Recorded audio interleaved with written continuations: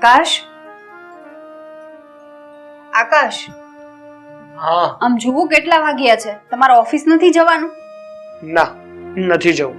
મને જરાય મૂડ નથી ઓફિસે જવાનું. મૂડ નથી? કેમ? શું થયું? બેસ પહેલા, જણાવું તને શું વાત છે.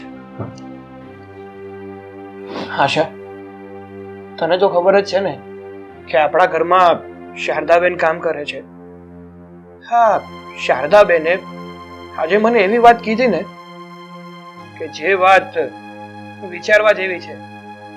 હા, પપ્પા છે ને અમારા બંને ભાઈઓમાં વારાતારા કરે છે. એ મને કહેતા હતા કે વાત એમ છે કે હું જોઉં છું આ મોટા શેઠ છે ને તમારા કરતા રવિ શેઠનું વધારે રાખે છે.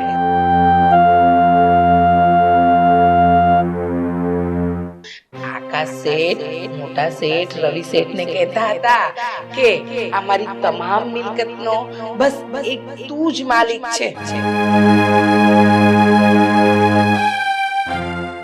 અને ધંધો એને જ સોંપાય જેનામાં કાબિલિયત હોય. તારી કાબિલિયત સાબિત કર તો તને પણ એક જગ્યા મળશે.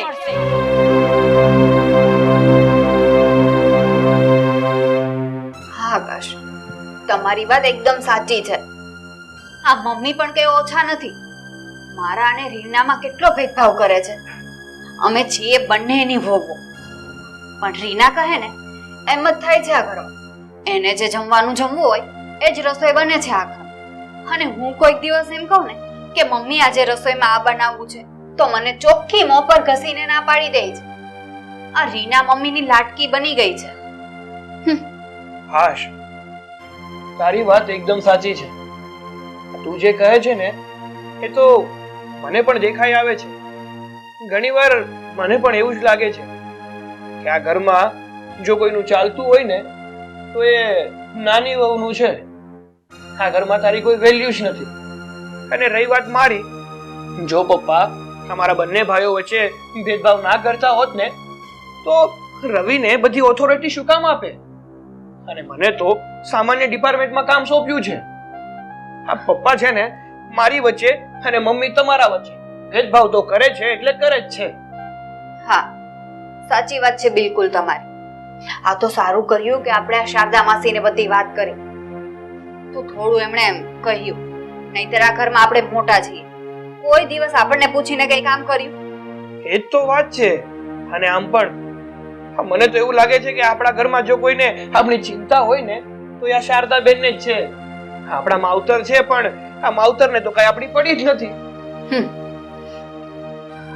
હવે છે ને આનો કઈ ને કઈ રસ્તો તો કાઢવો જ પડશે. બાકી હું છે ને આવી રીતના ઘરમાં નથી રહેવાનું. મારાથી બિલકુલ સહન નથી થતું. તારી વાત એકદમ સાચી છે આશા. અને જો આવું નવું ચાલતું રહ્યું ને તો એ દિવસ દૂર નથી કે હા રવિ પપ્પાનો લાડકો બની જશે અને મને કાકરાની જેમ આ ઘરમાંથી કાઢી નાખશે. સારું, હવે એ બધી વાત છોડો. ચલો તમે ઓફિસે જાઓ, નહીંતર ખોટે ખોટા મમ્મી છે ને વધારે રાયડું નાખશે. નથી જવું મારે. જો મને મન થશે ને તો હું જઈશ. હવે આવા સામાન્ય કામ કરવા માટે શું ઓફિસે જાય? ઠીક છે, જેવી તમારી મરજી.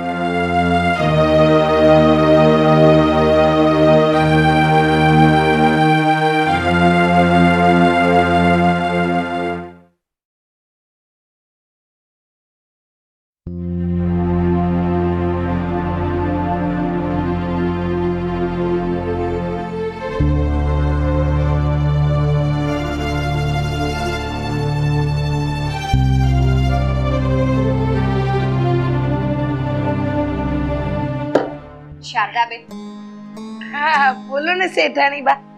તમે એકદમ સાચું કહેતા હતા. આ ઘરમાં મારી અને આકાશની છે ને અવગણના થાય છે એ મને હવે પાક્કી ખાતરી થઈ ગઈ છે. શેઠાણી બા, હું તો કહેતી હતી ને તમને કે તમે અને બિચારા આકાશ શેઠ બહુ ભોળા છે. તમે લોકો તો આ ઘરમાં પેલા ઘંટીની જેમ આમ પીસાઈ રહ્યા છો. હવે હું તો તમને અને આકાશ શેઠ બંનેને સમજાવું છું. સારું થયું તમારામાં સમજણ આવી ગઈ, નહીતર છે ને હા પાણી વયું જાત ને પછી તમે પાર બાંધત એવું થાત. હા પણ જો હવે તમને સમજાઈ ગયું છે ને, તો તમે જરા આ ઘરને દાપમાં રાખજો.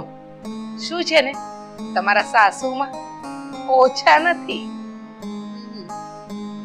શારદાબેન, એ તો હવે મને બધી ખબર પડી ગઈ છે. હવે જુઓ તમે, આ આશા આ બધાની આશા પર કેવું પાણી ફેરવે છે ને. પણ હા, તમે કઈ વાત આકાશને ના કરતા. આકાશ છે ને મારા સાવ ભોળા પડે છે. તમે છે ને હાવ સાચી વાત કીધી. તમને ખબર છે આ તમારા સાસુમાં એક નંબરના લુચ્ચા છે. આવી લેડીઝ તો મેં મારી જિંદગીમાં નથી જોઈ. શેઠાણી બા, તમે વિચાર તો કરો, તમે અને આકાશ શેઠ કેટલા ભૂલા. શેઠાણી બા સાડીઓની ખરીદી કરવા જાય, પણ તમને ક્યારે ન લઈ જાય. હા પેલા રીના શેઠાણી નાની વહુ છે તો એને લઈ જાય, એને મનગમતી સાડીઓ અપાવે. અને તમને તમને તો કોઈ દિવસ પૂછ્યું પણ નથી કે તને આ સાડી ગમે છે કે નથી ગમતી.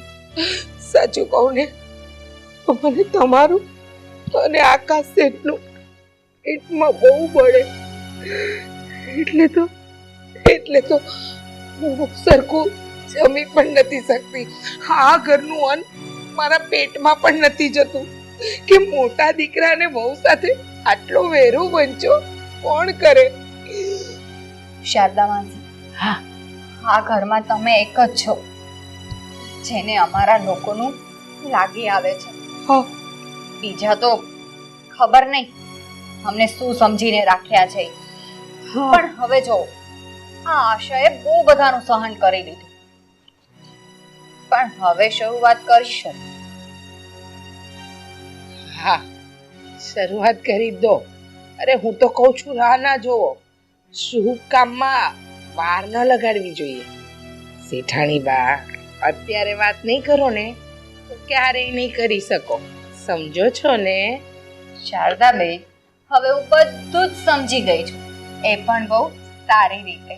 હા ને સારું. શેઠાણી બા મેં તમારા માટે મિલ્કશેક બનાવ્યું છે.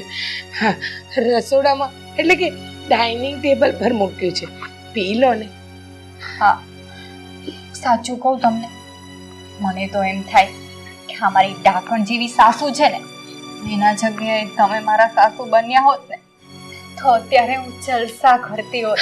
વાંધો નહીં. ભગવાને જે આપ્યું જેટલું આપ્યું એમાં ખુશ રહેવાનું. હા અત્યારે તમે મિલ્કશેક પી લો, નહીતર પાછો ગરમ થઈ જશે. ઠંડો છે ને. જા. હા, હું પી લઉં છું અને આકાશને પણ એક ગ્લાસ સંભાવી દેજો. હા સારું. હા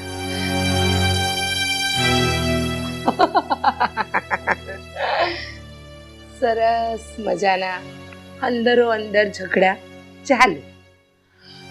આઈ લવ સેવા. મિલ્કશેકની જરૂર તો મારે પણ છે, જો પીવા દે તો.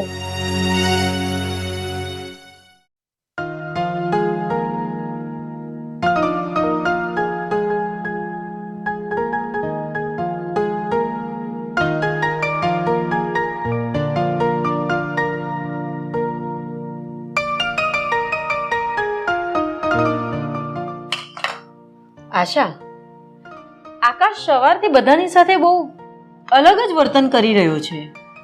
સમજાતું નથી કેમ. તને કઈ ખબર છે શું થયું છે? મમ્મી, બહુ ભોળા બનવાની કોશિશ ના કરો, મને બધું સમજાય છે. હા, આકાશ મોટા છે તો પણ એને વહીવટ આપવો પડે ને તમારે. પણ નહીં, તમારે તો બધો ઘરનો વહીવટ નાના દીકરાને આપવો છે. એવું કરીને તમે બંને ભાઈઓમાં ભેદભાવ કરી રહ્યા છો. મને તો એવું લાગે છે કે તમારા મનમાં એવું છે કે નાનો દીકરો ને મારી નાની વહુ બહુ હોશિયાર છે, નહીં? આશા ભાભી, આ આકાશભાઈ સવારથી શું તમાશો માંડ્યો છે? મમ્મી પપ્પાનું સવારથી અપમાન કરે છે, જેમ ફાવે એમ બોલે છે, એટલે એમને થયું છે શું? અને એને પ્રોબ્લેમ શું છે? પ્રોબ્લેમ તો હોય જ ને. તું અને તારો ઘરવાળો રવિ બંને મમ્મી પપ્પાના ચમચા બનીને બેઠા છો અત્યારે. એટલે તું છે ને મને બોલાવાનું રહેવા જ દે, નહીતર બે ચડાવી દઈશ ને તો બોલવા જેવી પણ નહીં રહે. અરે વાહ! એટલે તમને શું લાગે છે હું મારું મોઢું બંધ રાખું એમ? જરાય નહીં હો. આ તમારો ઘરવાળો મારા ઘરવાળાની ગમે ત્યારે ઇન્સલ્ટ કર્યા કરે અને હું ચૂપચાપ બેઠી રહું.